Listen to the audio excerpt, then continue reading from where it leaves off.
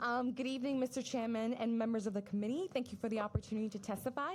My name is Jessica Vega. I'm the Senior Advocacy and Community Engagement Manager at Rhode Island Kids Count, and I'm here in support for two bills sponsored by Representative Shellcross Smith, House Bill 7456 and House Bill 7501.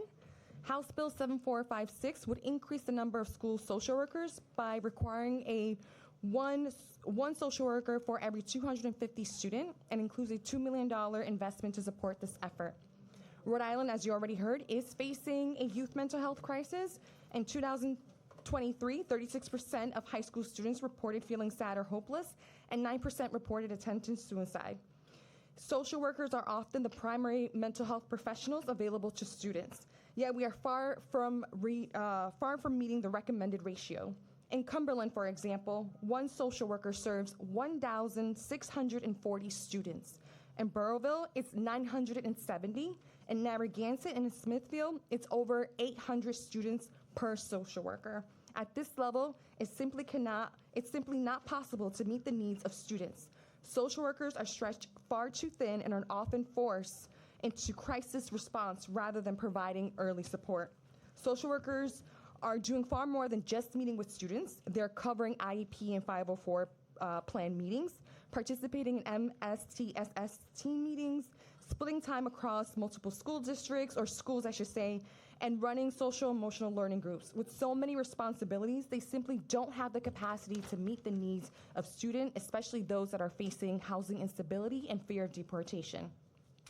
House Bill 7456 is a critical step towards ensuring students have access to mental health support they need to succeed in school and life. In addition to strengthening school-based supports, we must also invest in the spaces where young people spend time outside of school. House Bill 7501 makes a targeted investment of $100,000 in out-of-school time program to equip providers with tools and resources they need to support youth mental health. This is especially important because nearly 1 in 3 children in Rhode Island is experiencing a mental health challenge, and more than half of those students or those young people do not have access to the care that they need. Out-of-school time programs, which are deeply rooted in communities and reflect the culture and experiences of families they serve, are uniquely positioned to reach young people in ways traditional systems often cannot. They build trusted relationships, create safe spaces, and provide support for young people before that young person reaches a crisis. This bill is a modest but meaningful step towards investing in prevention and strengthening community-based support. Together, these bills recognize that supporting youth mental health requires both strong school-based services and investment in community-based programs.